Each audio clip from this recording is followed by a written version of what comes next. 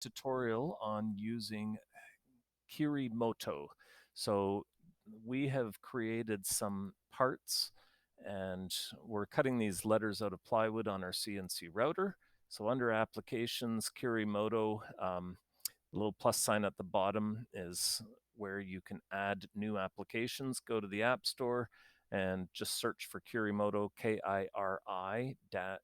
colon MOTO, and you can add it so that then you can click Kirimoto and add a Kirimoto session.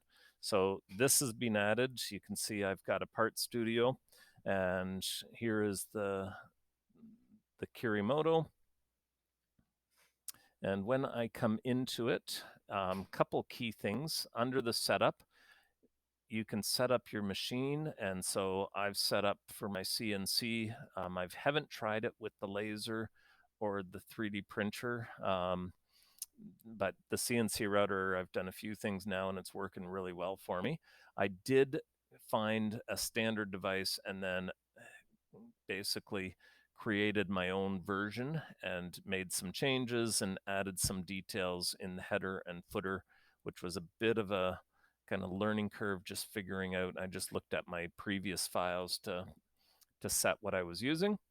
And under the tools, I'm gradually adding my different tools and stuff. So I've got my drill bit, my 1/4-inch end mill, and all of those. So, and it's just putting in the diameter and the shaft and everything.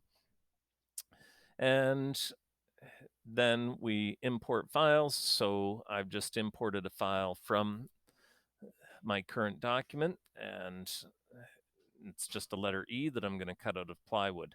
So over here, I can change my view, and right now I'm in the range view, so I can click this and I can look at it top down and everything.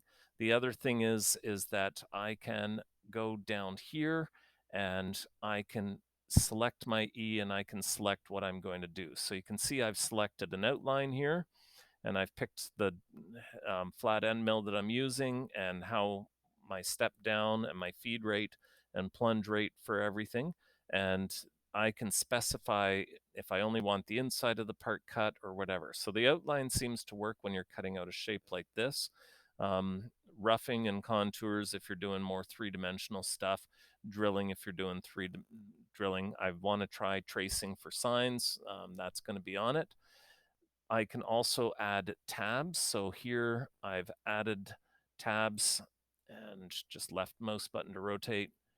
You can see I can click and that adds a tab. So that's really good. And escape to escape out of that. I can set my limits for stock and everything.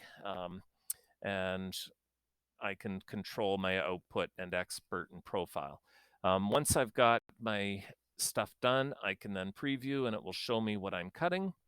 And that will also, I can do the animation and I can see it, and then I can export the G code that I can then load onto my machine. I haven't bothered with rendering.